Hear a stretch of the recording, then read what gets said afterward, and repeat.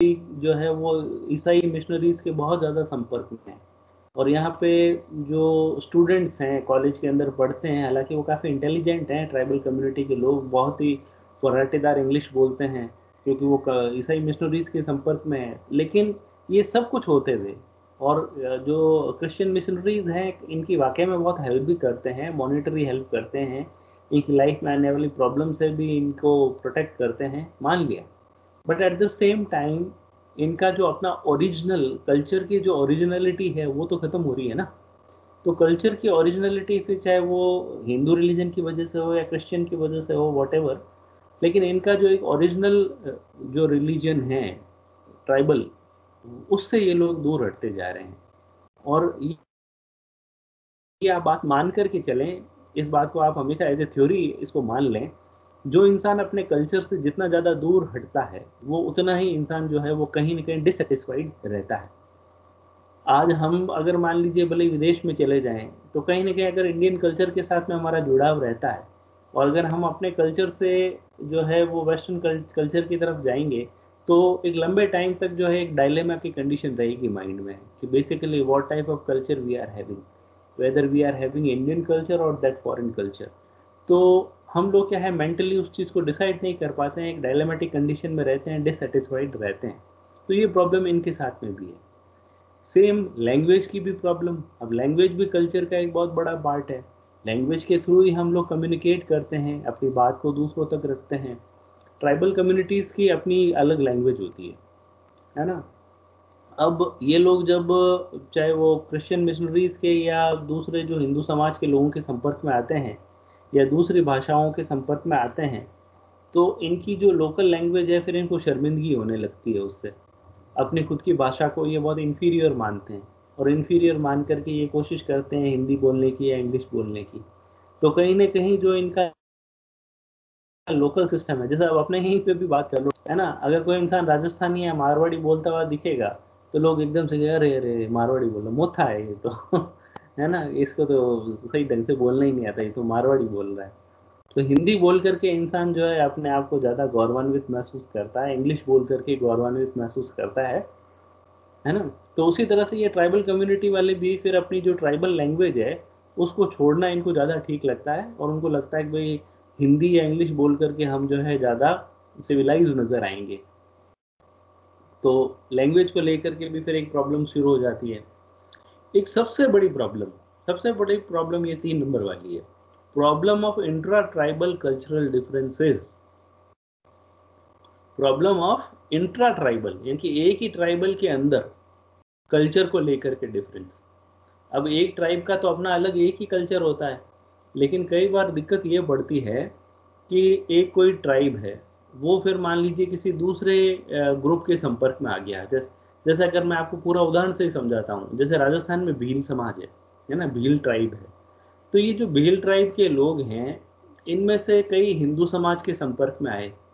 तो हिंदू समाज के संपर्क में आने के बाद में कुछ भीलों ने क्या करना शुरू किया, उन्होंने ब्राह्मणों की तरह जनेऊ धारण करना शुरू कर लिया, है ना, और वेदों का अध्ययन करना शुरू कर दिया, नॉनवेज खाना बंद कर दिया, शराब पीना बंद कर दिया। अब भाई चलो बंद कर दिया, अच्छी बात है जो भी है, लेकिन अब उससे दिक्कत क्या होने लगी कि भील कम्युनिटी के कुछ लोग ऐसा कर रहे हैं और दूसरे लोग ऐसा नहीं कर रहे हैं।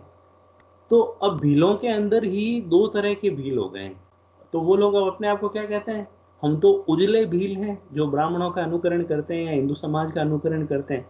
वो कहते हैं हम तो उजले भील है, उजले यानी साफ सुथरे। और दूसरे जो भील है वो है मैले भील, है ना। तो अब ये कॉन्सेप्ट आ गया, उजले भील और मैले भील, मतलब अब ये डिस्क्रिमिनेशन हो गया ना इससे। पहले तो एक भील ही थे सब, लेकिन अब ये डिस्क्रिमिनेशन हो गया। अब ये उजले भील जो है अपने आप को सुपीरियर मानते हैं, अपने ही कम्युनिटी के अपने ब्रदर्स जो दूसरे भील हैं उनसे कोई रिश्ता नहीं रखते हैं, उनके साथ उठते बैठते नहीं हैं, मैरिज रिलेशन उनके साथ में कायम नहीं करते हैं। तो इस तरह का एक ही कम्युनिटी के अंदर इंट्रा ट्राइबल कल्चरल डिफरेंसेस आने लग गया है ना। तो ये अपने आप में एक बड़ी दिक्कत है। नहीं तो सब मिलजुल करके एक साथ रहते थे आराम से, अब ये प्रॉब्लम आ गई है। फिर है प्रॉब्लम ऑफ एडेप्टेशन। अब क्या होता है कि जो चेंजेस हो रहे हैं खास तौर से वो ट्राइबल ग्रुप्स जो मेनली सिविलाइज सोसाइटी के संपर्क में ज़्यादा हैं, उनके साथ में रहते हैं। तो जो उनके जीवन में जो चेंज आता है, जो बदलाव आता है या नए-नए कानून बनते हैं, तो उसके साथ में जो है एडैप्टेशन करना उनके लिए पॉसिबल नहीं होता है। क्योंकि ये आज तक जो है अपना सदियों से ऐसा जीवन जीते आए हैं and all of the sudden जो है अगर किसी दूसरे ग्रुप के साथ में वो कल्चरली मिंगल अप हो गए हैं, तो ऐसे में क्या होता है कि दूसरे कल्चर के साथ में दूसरे कल्चर से एडेप्टेशन कायम करना लोगों के लिए डिफ़िकल्ट हो जाता है। तो वही एक डिससैटिस्फैक्शन की स्टेट रहती है कि भई हम ये सही है या ये सही है, आज तक तो हम ये इसको सही मानते आए हैं। तो इस प्रकार का जो अनुकूलनशीलता की समस्या है, एडेप्टेशन की जो समस्या है, उससे भी ये लोग ट्राइबल कम्युनिटी के लोग फेस करनी पड़ती है उन लोगों को। उसके बाद में कल्चरल प्रॉब्लम में आती है बात decline of tribal fine arts. अब ट्राइबल कम्युनिटी के अंदर वैसे बहुत सारे फाइन आर्ट्स भी देखने को मिले हैं, है ना? ये लोग बहुत अच्छे जो है वो चित्रकारी किया करते हैं, नक्काशी करते हैं, बहुत बड़े कई प्रकार के आर्टिस्ट हैं ये। कई तरह का इनका वो म्यूज़िकल इंस्ट्रूमेंट भी जो इनके लोकल लेवल में होता है, वो इनको बजाना आता है। और हाथ से कई प्रकार की अलग-अलग कलाकृतियाँ बनाना भी आता है, इनको मूर्तियाँ बनाना आता है। लेकिन अब धीरे-धीरे क्या हो रहा है, क्योंकि ये सब इनको पिछड़ेपन की निशानी लगता है।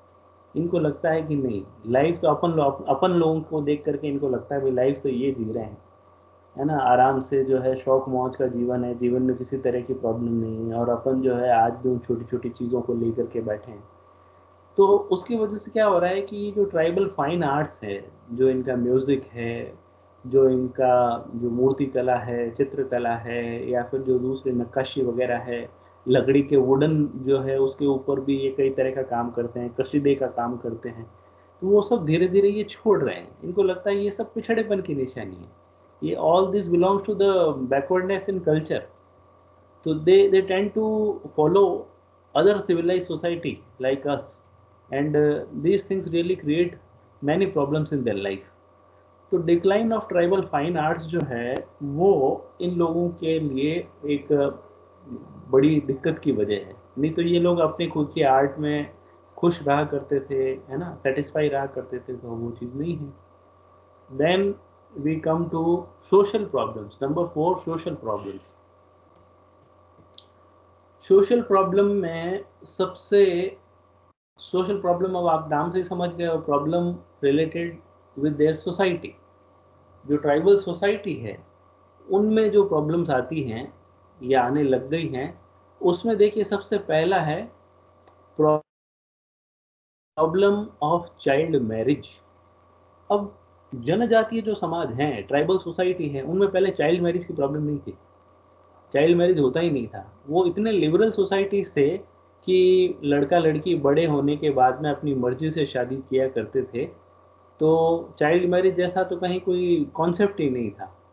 इवन स्वयंवर भी हुआ करते थे इन लोगों के, या इन लोगों का एक मैरिज को लेकर के कई प्रकार का ये सिस्टम भी देखने को मिलता था कि एक लड़की जो है वो मेले में मर्जी है जिसके गले में वरमाला डाल करके उसको अपना पति मान सकती है।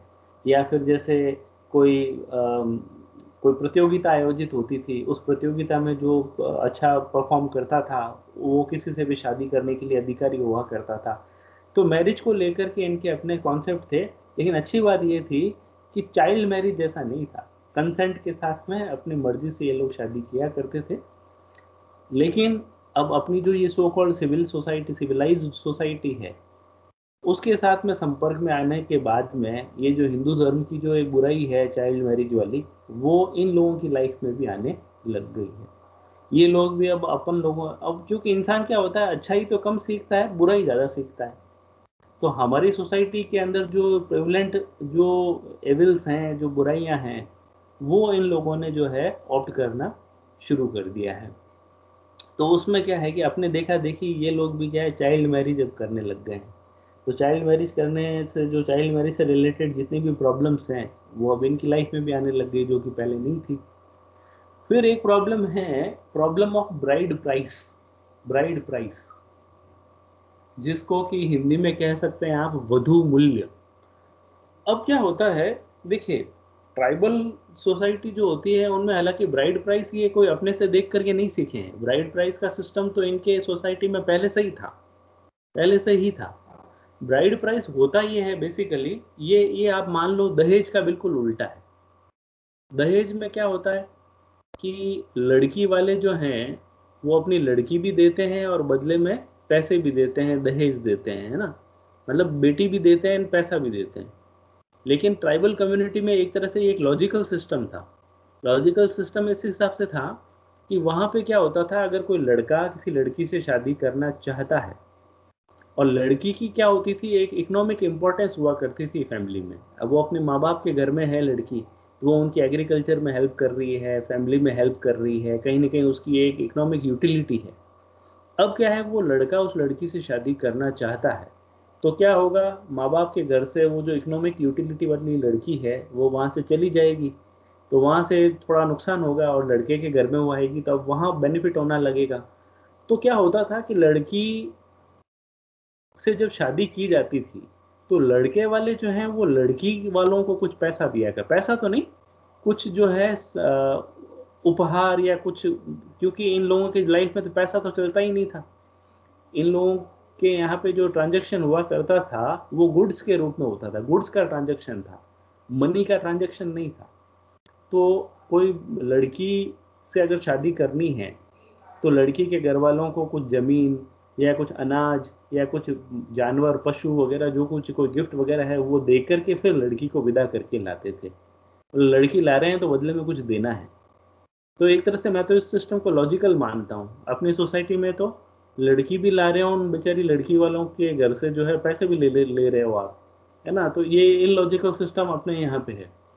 अब प्रॉब्लम क्या हो गई ब्राइड प्राइस में, ब्राइड प्राइस तो पहले भी था और आज भी होने लग गया है। प्रॉब्लम ये होने लग गई है, पहले जो ब्राइड प्राइस था वो ब्राइड प्राइस जो है वो गुड्स के रूप में था, है ना। तो उसमें क्या है कि वही है कि कोई थोड़ा मान लीजिए कोई गिफ्ट दे दिया, या कोई जो है अनाज दे दिया, या कोई पशुधन जो एनिमल्स कुछ होते थे वो उनको दे दिए जाते थे। और कई बार क्या होता था कि ब्राइड प्राइस जो है वो सिंबॉलिक भी हुआ करता था, यानी कि एज ए रिचुअल जो है वो दिया जाता था, बिल्कुल नाम मात्र का, नहीं के बराबर। लेकिन अब ये अपन लोगों के संपर्क में आए हैं तो अब इनके यहाँ पे जो है एक्सचेंज रुपए पैसे में होने लग गया है। तो अब आजकल ये लोग क्या है, ब्राइड प्राइस जो है वो पैसे में करने लग गए हैं। अच्छा, लड़की से शादी करनी है, 1 लाख रुपए लाओ, 2 लाख रुपए लाओ, तो हम अपनी बेटी देंगे। तो अब इससे अब क्या होने लग गया है, इससे अब ट्राइबल कम्युनिटी को लेकर के ये इमेज आने लग गई कि अपने पैसा लेकर के बेटियों को, है ना। तो कहाँ, तो वो जो ब्राइड प्राइस पहले गुड्स के रूप में हुआ करता था, या कहीं ना कहीं पहले एक जो है रिचुअल के रूप में था, या कहीं अपन लॉजिक की बात किया करते थे, और अब ये एक इतना जो है घटिया रूप में सामने आने लगा है कि भाई पैसा लेके बेटी बेच देते हैं। तो ये जो ब्राइड प्राइस जो पैसे का लेन देन है, ये सीखे हैं ये लोग अपने संपर्क में आने के बाद में, सभ्य समाजों के संपर्क में आने के बाद में। इनको फिर अब क्या है कि रुपए पैसे की, मनी की इंपॉर्टेंस लगने लग गई है। तो बेटी बेटी से कोई शादी करना चाहता है कि लाओ पहले पैसे लाओ तो हम शादी करेंगे। तो ये इसकी वजह से क्या है कि अब ये प्रॉब्लम आने लग गई है। इसकी वजह से फिर क्या होता है, झगड़े होते हैं, और फिर क्या होता है कि लड़कियों को वो लोग अपहरण करके ले जाते हैं, लड़कियों की बोली लगती है, नीलामी होती है, इस तरह के सिस्टम होने लग गए हैं। तो ये एक सोशल प्रॉब्लम इनकी लाइफ में आने लग गई। फिर जो है एक और जो सोशल प्रॉब्लम का बड़ा रीज़न है इनके, वो है decline of centres of education and entertainment, for example youth organisations.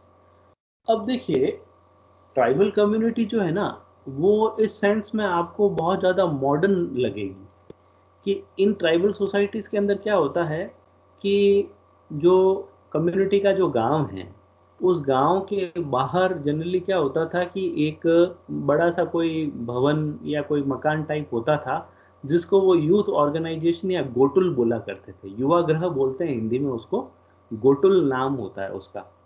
तो उस गोटुल के अंदर जितने भी अनमेरिड बॉयज एंड गर्ल्स हैं वो रात के टाइम में वहाँ रहते थे, है ना। रहते थे, और वहाँ पे फिर क्या है कि वो ट्राइबल कल्चर है उसकी जानकारी भी उनको मिलती थी। और कई एंथ्रोपोलॉजिस्ट ये कहते हैं कि वहाँ पे फिर ये लोग एक दूसरे को पसंद भी कर लिया करते थे, लव मैरिज भी हो जाया करती थी उनकी। लेकिन अगर मान लीजिए कंसेंट है और दोनों बड़े हैं, बालिग हैं, और वो विवाह करते हैं, तो कहीं कोई समस्या किसी को ही नहीं थी। लेकिन अब क्या है कि ये जो यूथ ऑर्गेनाइजेशंस हैं, जो इस प्रकार का जो गोटुल है, जो कि गांव के बाहर बना हुआ एक मकान टाइप होता था, जहाँ पे रात के टाइम में ये लड़के लड़कियां जितने भी अनमैरिड वहाँ पे इकट्ठा होते थे, नाचते गाते थे, हंसी मजाक करते थे, वो सब कुछ था। अब जो अपने जो सभ्य समाज के लोग इन यूथ ऑर्गेनाइजेशन को, जो बेसिकली कहीं न कहीं ट्राइबल कल्चर के और ट्राइबल एजुकेशन,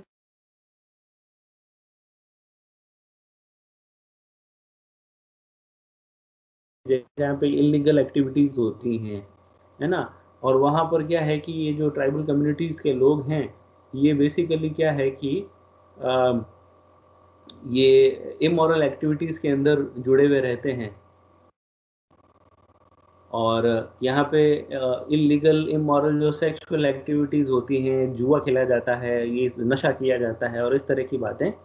तो धीरे धीरे फिर क्या हुआ होने लगा कि जो ट्राइबल जो पेरेंट्स हैं, वो फिर अपने बच्चों को आजकल वहाँ जाने नहीं देते हैं। तो धीरे धीरे क्या हुआ कि ये इस वजह से भी क्या है कि लोगों को अपने ट्राइबल एजुकेशन के बारे में भी जानकारी हो नहीं पाती है। उसके बाद में फोर्थ पॉइंट आ रहा है आपके, प्रोस्टिट्यूशन एंड वेनरल डिजीजेस। ये भी कहीं ना कहीं एक्सप्लॉइटेशन को ही जो है वो एक्सप्रेस करता है यहाँ पर। जैसा मैंने आपको कहा कि ट्राइबल कम्युनिटीज के साथ में एक्सप्लॉइटेशन हमेशा से ही जुड़ा हुआ रहा है। तो कई बार क्या होता है कि ट्राइबल कम्युनिटी के जो लोग हैं, खास तौर से वहाँ की जो महिलाएं हैं, उनको पैसे का लालच दे करके या उनकी गरीबी का फायदा उठा करके जो सिविलाइज सोसाइटी के लोग होते हैं, वो इलीगल सेक्सुअल रिलेशन इन लोगों से बना लेते हैं। और वो लोग भी कई बार पैसे के लालच में, क्योंकि अब पैसा उन्होंने पहले देखा हुआ नहीं था, अब फिर पैसा देख रहे हैं, तो कई बार वो लोग खुद ही जो है अपनी इच्छा से ही प्रोस्टिट्यूशन में आ जाते हैं पैसा कमाने के लिए। और उसकी वजह से फिर क्या होता है कि कई प्रकार की जो सेक्सुअल डिजीजेज भी उन लोगों को हो जाती हैं। तो ये भी एक बड़ी प्रॉब्लम है इनकी लाइफ में। उसके बाद में problem related to health. Slide change हो गई। Yes sir. Problem yes sir. Related to health, स्वास्थ्य के से संबंधित समस्या है। उसमें नंबर 1 आ रहा है लेक ऑफ क्लॉथ्स। अब पहले क्या होता था कि ये जो ट्राइबल कम्युनिटी के लोग होते थे, ये पेड़ों की छाल और जानवरों की जो खाल होती थी, है ना, एनिमल जो खाल होती थी, उससे बने हुए कपड़े पहना करते थे। लेकिन अब अपने जो सिविलाइज सोसाइटी के जो लोग हैं, उनके देखा देखी अब ये भी जो है कपड़े पहनने लग गए हैं, है ना। और उनकी देखा देखी जो है इस तरह का जो जीन्स और जो top and T shirt and ये सब पहनने लग गए हैं। अब इस वजह से क्या होता है, प्रॉपर जो वॉशिंग का केयर वगैरह इनके पास में होता नहीं है। एक ही कपड़ा लंबे समय तक पहनते हैं, बारिश में गीला होता है, कई तरह के बैक्टीरिया फंगल इन्फेक्शन होता है, तो उसकी वजह से इनकी हेल्थ के ऊपर नेगेटिव इफेक्ट पड़ता है। क्योंकि बदलने के लिए इतने सारे कपड़े हैं नहीं इनके पास में कि वो चेंज कर लें। तो उसकी वजह से क्या होता है कि हेल्थ इनकी जो है वो इफेक्ट होती है। उसके अलावा है various diseases and lack of medical facilities. अब जिस तरह की इनका हैबिटेट है, वहाँ पर कई तरह की प्रॉब्लम्स आती हैं, कई तरह की बीमारियाँ होती हैं इन लोगों को, है ना, चेचक, मलेरिया, टाइफाइड, प्लेग, है ना। अब कोई देखभाल करने के लिए ही नहीं है, कोई मेडिकल अटेंशन ही नहीं है। तो ये लोग अपना खुद का जो इनका देसी सिस्टम होता है उससे थोड़ा बहुत इलाज करते हैं, और कई बार लोग मर भी जाते हैं इलाज नहीं होता है तो प्रॉपर जो है मेडिकेशन होता नहीं है। उसके अलावा है lack of balanced food and drink. हालांकि बैलेंस्ड फूड और ड्रिंक उनको अपने जंगलों से मिल जाया करता था पहले, लेकिन अब आजकल क्या है, जो सिविलाइज सोसाइटी का फॉलो करने के चक्कर में ये लोग भी क्या है कि ऐसा खाना खाना इन्होंने शुरू कर दिया है जो उनके लिए सूटेबल नहीं है। इसके अलावा ड्रिंक की बात अगर अपन करें, तो पहले ये लोग क्या है कि अपने खुद के जंगल में जो ताड़ और महुआ की शराब पिया करते थे, वहीं पे खुद के हाथ से बना करके देसी शराब पीते थे। आजकल क्या है, वो सिविलाइज सोसाइटी के संपर्क में आने के बाद में ये लोग क्या है कि वो अंग्रेजी शराब या फिर जो दूसरी प्रकार की जो शराब है वो पीते हैं। तो उसकी वजह से क्या होता है कि इनकी हेल्थ भी खराब होती है, और पैसा भी ज़्यादा लगता है, तो उसकी वजह से भी क्या है कि और प्रॉपर डाइट होती नहीं है फिर। इस तरह का अल्कोहल कंज्यूम करने के बाद में हेल्थ को मेंटेन रखने के लिए जिस तरह की डाइट रिक्वायर्ड है, वो उन लोगों के पास में होती नहीं है। और पीने का जो एक प्रोटोकॉल होना चाहिए, वो भी ये फॉलो नहीं करते हैं। तो ये सारी चीज़ें कुल मिलाकर के इनके हेल्थ को बहुत ही नेगेटिवली इफ़ेक्ट करती हैं, जिसकी वजह से क्या है कि इनके प्रॉब्लम रहती है। फिर प्रॉब्लम रिलेटेड टू एजुकेशन है 6th पॉइंट। अब एजुकेशन का स्प्रेड वहाँ तक तो कैसे होगा? तो ऐसे में फिर क्या है कि ये लोग जैसे-तैसे इनके जीवन में फिर कई तरह की प्रॉब्लम रहती है ना? कई प्रकार के अंधविश्वास, कई तरह के जो बिलीफ्स इस तरह के हैं और कई प्रकार का एक्सप्लॉइटेशन इनके लाइफ में रहता है। नए लॉज़, रूल्स के बारे में कोई जानकारी नहीं होती है। ईज़िली इनको मूर्ख बना दिया जाता है ना? इनके एरिया के अंदर कोई स्कूल, कॉलेज वगैरह होते नहीं हैं, एजुकेशन की कोई व्यवस्था नहीं है, तो पूरी ज़िंदगी ऐसे ही निकल जाती है बिना पढ़ाई के। Problem of political awakening. अब ये 8 से 9% पॉपुलेशन को कवर करते हैं पूरे इंडिया में, मतलब 12-13 करोड़ के आसपास इनकी जनसंख्या है। लेकिन क्या होता है कि पॉलिटिकल अवेकनिंग है नहीं इन लोगों के पास में। तो उस वजह से क्या होता है कि जो एस्टेब्लिश्ड जो पॉलिटिकल पार्टीज़ हैं, वो एज़ ए वोट बैंक इनको यूज़ करते हैं। कांग्रेस वाले इनको अपने हिसाब से यूज़ करते हैं, बीजेपी वाले इनको अपने हिसाब से यूज़ करते हैं, इनको लालच देकर के इनका वोट खरीदने की कोशिश करते हैं। इनमें ये अवेयरनेस, अवेकनिंग होती ही नहीं है कि वास्तव में हमारे मुद्दे क्या हैं, हमारे लिए कौन क्या काम कर सकता है। जो इनको शराब पिलाते, जो इनको पैसा देते हैं, उनको ये वोट डाल देते हैं। तो इस तरह की जो पॉलिटिकल अवेकनिंग नहीं होने की वजह से ये as a vote bank use होते रहते हैं, ऑल ओवर इंडिया। कई सारे स्टेट के अंदर जो है, जैसे ये छत्तीसगढ़ जो है वो एमपी से अलग हुआ, या झारखंड जो है वो बिहार से अलग हुआ, तो कहीं न कहीं इस पॉलिटिकल रिवॉल्यूशन से ही हुआ। वहाँ पर क्या था, इन एरियाज़ में ट्राइबल्स का जो पॉपुलेशन है वो ज़्यादा था और उनकी कोई सुनवाई नहीं होती थी। तो अल्टीमेटली फिर इन लोगों को अपने लिए अलग स्टेट की माँग करनी पड़ी और आज जो है वो एक अलग स्टेट के रूप में जो है सर्वाइव कर रहे हैं। तो पॉलिटिकल अवेकनिंग नहीं होने की वजह से भी ये दिक्कतें आती हैं। फिर एक पॉइंट 8th ये है, to find out the weakest link. सबसे कमजोर कड़ी का पता लगाना अपने आप में बहुत बड़ी प्रॉब्लम है। कारण ये है कि अब सारी ट्राइब्स एक जैसी नहीं है। जैसे अगर अपन राजस्थान की बात करें, तो जयपुर, सवाई माधोपुर की जो मीणा कम्युनिटी है, इनमें अधिकांश जो हैं वो बहुत अच्छे पोस्ट के ऊपर हैं, है ना? कई, एक वो बामनवास गाँव का आपने नाम सुना होगा, वहाँ हर घर में एक न एक आईएएस ऑफिसर मिलेगा आपको। तो अब मीना कम्युनिटी ने क्या है कि वो ट्राइबल कम्युनिटी है, पर बावजूद इसके इन्होंने जो है काफ़ी अपने आप को डेवलप किया है। लेकिन कई सारी ऐसी कम्युनिटीज़ हैं, जैसे भील है, सहरिया है, दामोर है। इसी तरह से दूसरे स्टेट के अंदर भी बहुत सारी ऐसी ट्राइबल कम्युनिटीज़ हैं, वो बहुत ज़्यादा प्रिमिटिव हैं, बहुत पिछड़ी हुई है।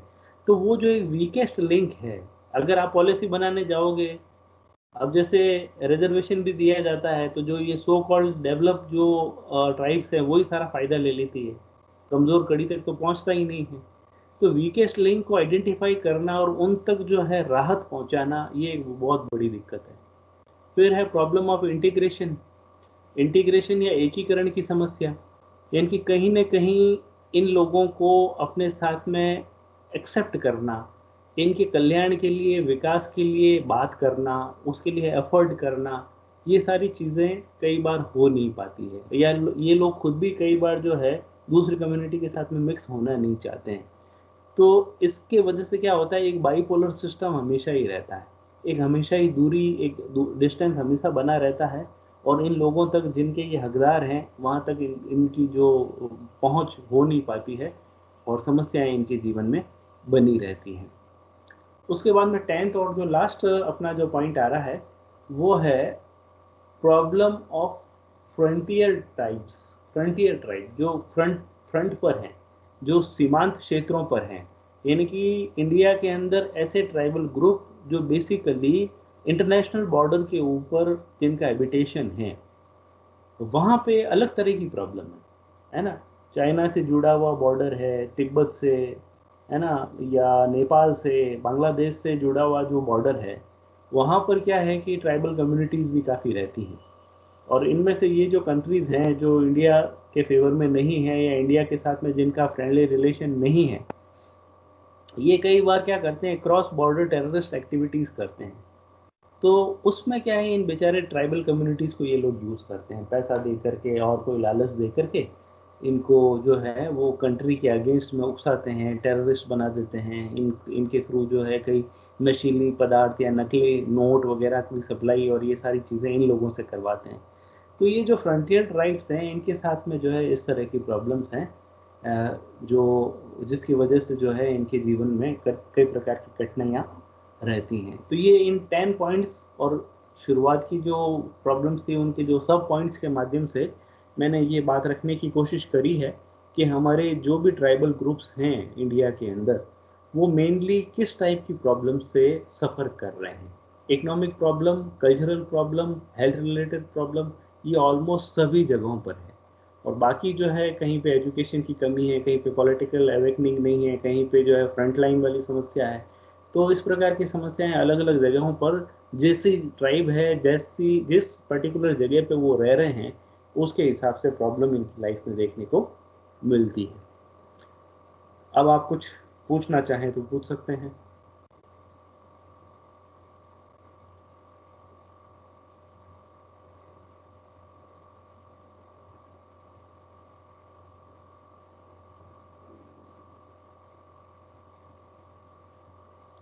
कोई क्वेश्चन किसी का?